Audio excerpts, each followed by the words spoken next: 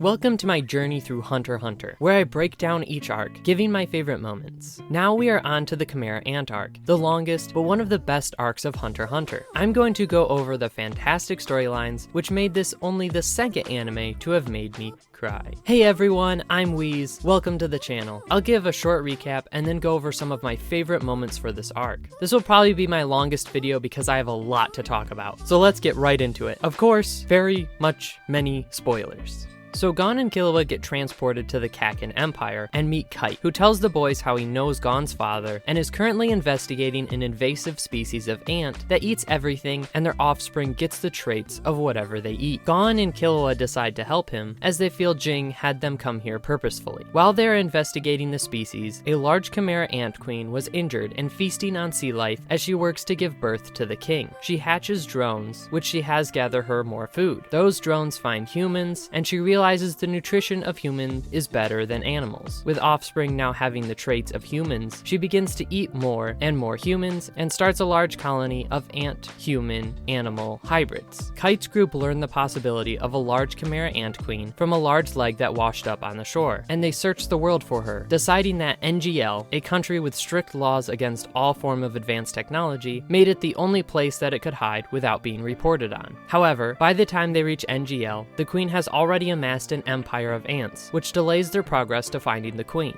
By the time they get near the nest, which is a giant tower, one of the royal guards of the king has already been born. Neferupito attacks Kite, Gon, and Killua and completely overpowers them. Gon and Killua flee while Kite fights off the attacker after losing his arm. As they exit NGL, Chairman Netero, Morel, and Nav enter to exterminate the ants. Killua and Gon are determined to return to NGL to save Kite, and they are given an opportunity through fighting Morel's students. They train more with Bisky and fight the students, however, they lose. After a month that Gon cannot use Nen, they manage to get back to fighting the ants and prove they would be helpful in defeating the king and avenging Kite, who was found in a horrid state of being controlled by Neferupito's ability. The king has been born and he took control of a country. He set up a celebration that was a cover for a selection of forcing humans to awaken Nen and then using them to make more soldiers and give better food for the king. However, it was estimated only 1% of the population would survive the awakening of Nen. In an effort to stop the selection, Gon, Killua, with other pro-hunters and some Chimera ants that disagree with the king, all storm the castle to defeat the royal guards to get a one-on-one fight with Meruem, the Chimera Ant King, against Chairman Netero. In an extremely complicated series of events, Chairman Netero is able to get in a one-on-one fight in which Netero dies, but sets a trap for Meruem in which he sets off a weapon of mass destruction which destroys the Chimera Ant King. He is able to be regenerated, however, the poison from the bomb infected him and took his life along with 2 of his royal guards. More detail on this later. Meanwhile, Gon faces off with Neferupito and uses a technique that will cause him many problems in the future. Gon transforms into a more powerful version of himself and brutally kills Neferupito after learning that Kite has been dead the whole time and she only reanimated his corpse. After it is all over, the Hunter Association gets jurisdiction of NGL, and the nation Meruem took over is no longer a country and its people were declared refugees. Meanwhile, Gon is on life support after his transformation and many, including Killua, are determined to save him.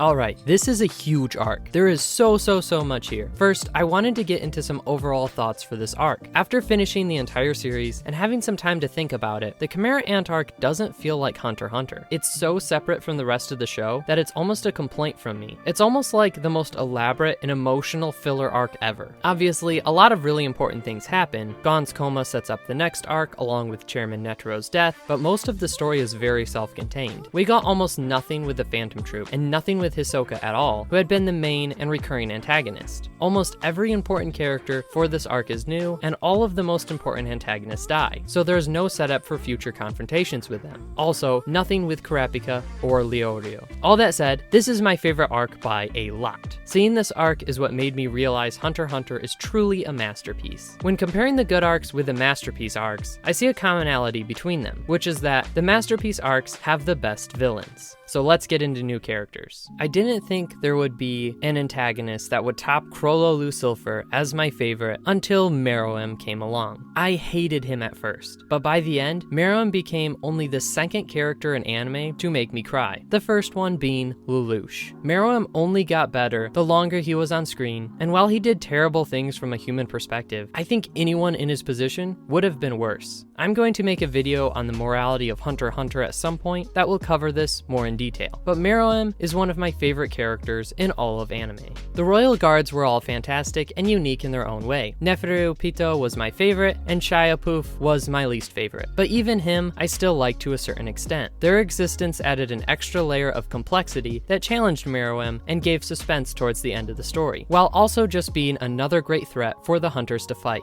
They were given some surprising depth and development over the course of this arc. Morel and Nav were both great. However, Nav lost some cool points after his mental breakdown, but his return to save Morel and Shoot were heroic, as we saw how difficult it was for him. Morel is a mad lad. He was very powerful, but he never just slaughtered everyone. His battles were very interesting because it felt like he was on even ground with his opponents. However, his strategies are what allowed him to defeat his enemies. His philosophy on fighting was really nice to hear, that how much power or aura you have doesn't matter as much as how you use it. You can't expect just to win because you are stronger than an opponent. You never know what their ability is, and one mistake could kill you. This is a much more realistic approach to what real fights are like. You could be much stronger than your opponent until they pull a gun. Or a nuke. Next we've got Shoot and Knuckle, Morel's students. I like Shoot, but Knuckle was really great. He's got that delinquent style similar to Josuke from JoJo Part 4. His tough exterior with his truly caring heart makes him a very likable character. Palm was Nav's student, and she had some really important moments, but wow, I do not like her. She was so annoying and horrible for most of this arc, and it made it hard to care about her. I got a lot of respect for her by the end. I still don't like her. The Chimera Ant Queen was a fascinating character who mused about the individuality of her soldiers, and it is assumed she had some human DNA because she was self-aware and had desire to name her son along with the royal guard. For notable ants, we have Melioran, who was a big part of the fight against Meruem. I liked him. He was kinda funny and very weak. However, his cloaking ability was very powerful. Ilkalgo got a little too much screen time, but he was a fine character. It was just hard to care about his fights when massively important battles were happening elsewhere. Chitu was annoyingly persistent, which made his death pretty satisfying. Colt was one of my favorites. His backstory was really sad, but unfortunately, he didn't do much after Meruem was born. Leol was a good antagonist. He was like a mob boss. He was one of the more selfish ants with a focus on getting more power for himself. His fight with Morel was fantastic. I realized Ramat was going to be a recurring villain, an important character, which I was not super happy about, but he wasn't as recurring or important as I thought. He just wanted vengeance and was pretty annoying, but all this just made Killwa's best moment in the series so freaking satisfying. I'll get into detail for that in a second. Lastly, I have to talk about the beautiful character of Komugi. I liked her from the start, and from the ending visuals, I could tell she was going to be important. I didn't realize she was going to be the catalyst for all of Meruem's development to make him one of the best written characters I have ever seen. Komugi was the only character who ever bested Meruem. Even Netero lost, but Komugi's focus on the game, on being the best, to the point that she would forfeit her life if she lost, was a resolve and strength that not even Meruem had. And through that, he realized the potential and worth of humanity. I really like Komugi. Alright, on to the best big moments. First, I don't have a lot of things to talk about before Meruem. There was a lot of good things that happened that was working to set up Meruem's entrance, but not a lot stood out to me. I do want to mention how good the internal politics of the Chimera Ants was. The hierarchy system, mixed with the human individuality that wasn't supposed to be there, led to a lot of interesting clashes. While characters like Colt were earnest in their desires to serve the queen, others like Leol were much more interested in gaining power for themselves. All of this led to the birth of the king, who promptly killed Peggy and brought a split among the ants. Besides that, there are two things I want to talk about before Meruem. The first is the story of a young boy and girl who end up becoming Colt and Chidori, respectively. I had heard Hunter x Hunter got dark, and there was plenty of violence and unfortunate deaths, but most of them were soldiers or hunters who knew the risk of their field. Reina and Kurt's story was incredibly dark and sad. They gave us enough time with the family to see them as real people who lived a simple life, just for them to get brutally murdered murdered by a monster. They were the first humans to be fed to the Chimera Ant Queen. The other, almost equally dark moment was Kite's death, but specifically when Gon wakes up. The situation looked really bad, with them having seen Kite lose his arm at the beginning of the fight. But Gon is confident that Kite survived and that they can save him. He tells Killua they will get stronger, get back to NGL, and save Kite. Meanwhile, the scene changes and you see Pitto sitting in a small pool of water behind a tree, holding Kite's head in her lap. The power of this scene, that even Gon's optimism does not change the reality of the situation. Although there seems to be some hope that Pitto saved and healed Kite later when we see Kite's body, the final reveal that Kite has been dead the entire time was used to dash the audience's hope in the same way as Gon, even though we already knew the whole time he was dead. Already it's gotten heavy, and it only gets more emotional after this. My favorite and most powerful Killua moment happens in this arc with the final fight against Rama. Previously, Bisky had warned Killua that he was going to abandon Gon when something really bad happened to save himself. Then, after the battle with Knuckle and Shu, which they lose, Killua plans to leave Gon after protecting him for the 30 days that Gon lost his Nen from Knuckles' ability. But as Gon goes on a date with Palm, which was kind of uncomfortable, Killua watches from a distance to make sure he is safe. This is when Rammet is found wandering in the area. Killua faces off against him, but he is afraid of Rammet's power, which has only grown since he had learned Nen. Killua keeps hearing his brother's voice in his head, telling him to run. Only fight when you are 100% sure you will win. This leads him to realize there was more to this than just his training. Illumi planted a needle in Killua's head as a form of brainwashing to make sure he wouldn't get into any fights he couldn't handle. Realizing the device was there and holding him back, Killua ripped it out of his head. Rammet suddenly felt a completely different presence from the boy who was running from him, and Rammet started to feel fear. Killua was so massively overpowered, and now that he realized how much his training has improved him, he was able to quickly kill Rammet in a similar style to the weak serial killer he killed during the Hunter exam. Killua continues to be an absolute mad lad while still having struggles that only make his epic moments more satisfying. Alright, next moment I have is a much smaller one. Shortly after Meruem's birth, he leaves to look for good food, as nothing he has eaten tastes as good as the things he had while he was being fed by his mother. He eats humans, but finds them still unappealing. As Neferupito gives advice for finding rare humans that would taste better, Meruem feels insulted and strikes her as he did Peggy. Pitto apologizes, and Meruem is impressed as he was expecting to kill her. This is the first time Meruem shows respect for anyone and realizes the worth of Pitto, however, only based on strength. There were a ton of great fights. Chitu fights were always interesting, but Chitu himself got annoying, so that his final run-in with Zeno was very satisfying. Once he decided to attack the random old man who was leaving the battlefield, I knew he was going to die. Silva was the one who actually killed him though. Killua vs Ilkalgo was a great fight, as Killua kept getting sniped from far away, and once he found the guy, he killed him mercilessly. However, the person was just a host that Ilkalgo was controlling, and the real octopus would later become a friend after Killua defeated the Ortho siblings, who used a Dart's Nen ability. The best part of the fight was when Ilkalgo, controlling a corpse, started to jump down a hole and sang, "This is a trap, you sure you wanna come?" Killua responds with, "I couldn't care less. Die," as he instantly appears on his back, stabbing the man and breaking his neck. This even gives Killua's earlier moment more weight, as he wouldn't have been able to run into this obvious trap if he hadn't removed Illumi's needles. Another fight that was just kind of on the side, that wasn't given a ton of time but was very interesting, was the Phantom Troop returning to their home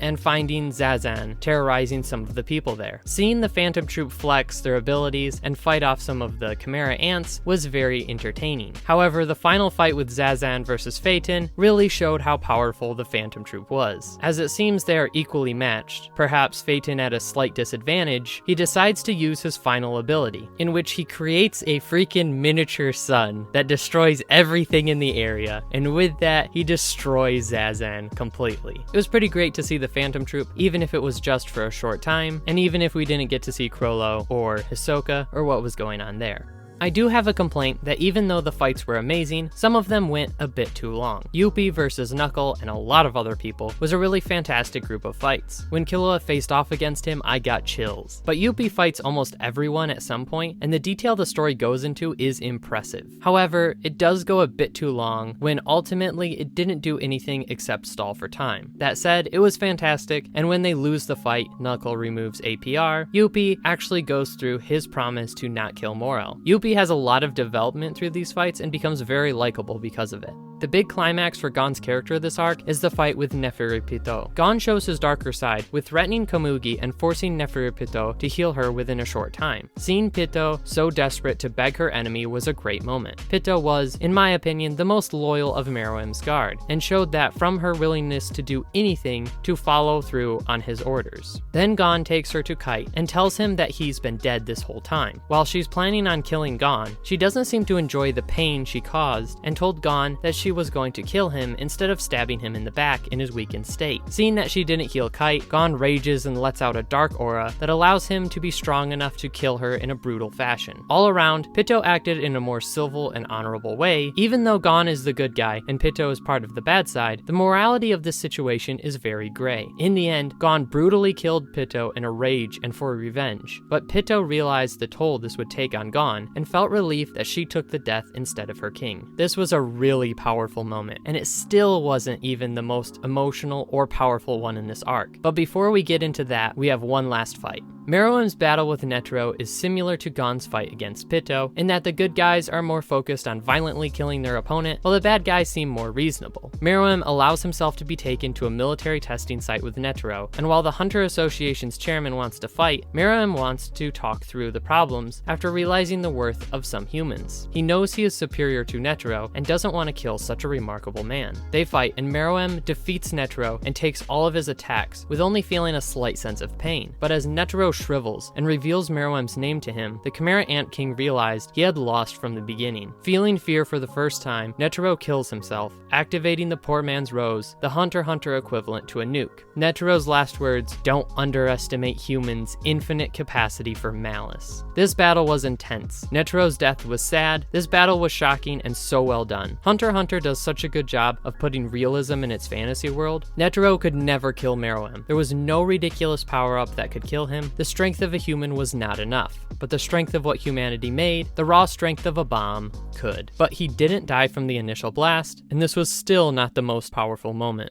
When the Gungi games begin, I found myself much more interested in it than the actual fights going on. The fact Meruem could beat masters of each game he found just after learning the rules was proof that he was the greatest. However, with this one game and this one disabled young girl, he could not win. As he improved his strategy, she improved with him. This was the one thing that gave him a challenge, and through that, he began to learn more about himself and humanity. But most importantly, he began to care about the young girl. He tells Pito to prioritize Komugi's health over everything else, and once he finds out that, despite his royal guard saving him, the poison from the rose will still take his life, he begs Palm to let him see Komugi and play the game with her, as they had captured her as a bargaining chip for the king, and the only thing he wants to do is play again before he dies. When he is finally told where she is, he tells her that he is poisoned, and if they stay together too long, she will die of the poison as well. Komugi stays with Meruem, showing that she has never been happier and will gladly die with him just to spend a few more moments with him. Eventually, Meruem goes blind from the poison and keeps asking Komugi if she is there. He gets tired and lies his head in her lap. Komugi promises to never leave him and that she'll be with him when he wakes up. Meruem tells Komugi to say his name one more time and then he dies. Shortly thereafter, Komugi dies too.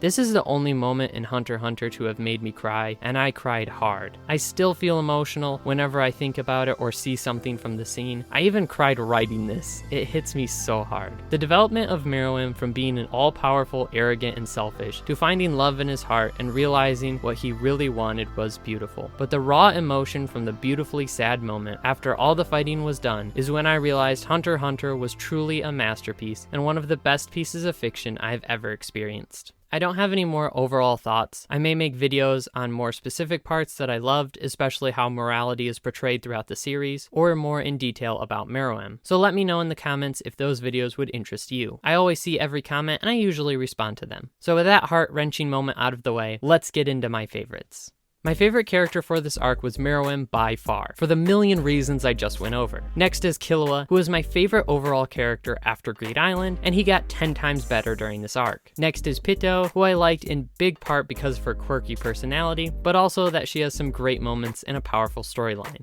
Then Morel, who is really great and had some amazing fights, and finally Knuckle. The great personality mixed with powerful moments really pushes these characters high for me. My favorite moment was Meruem's death with Komugi, unsurprisingly. While While the fight with Netero and some of Killua's moments were also very powerful for me, nothing even comes close to how that ending affected me.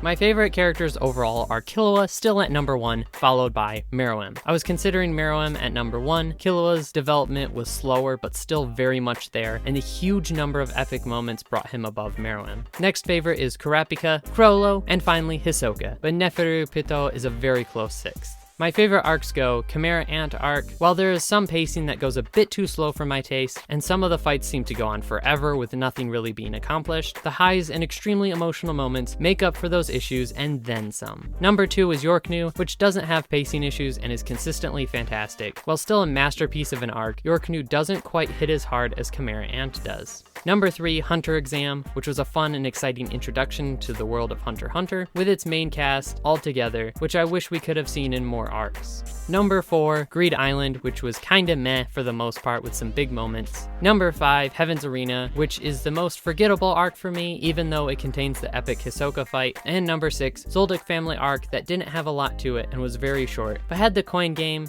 and Mike while showing us more of Killua's family.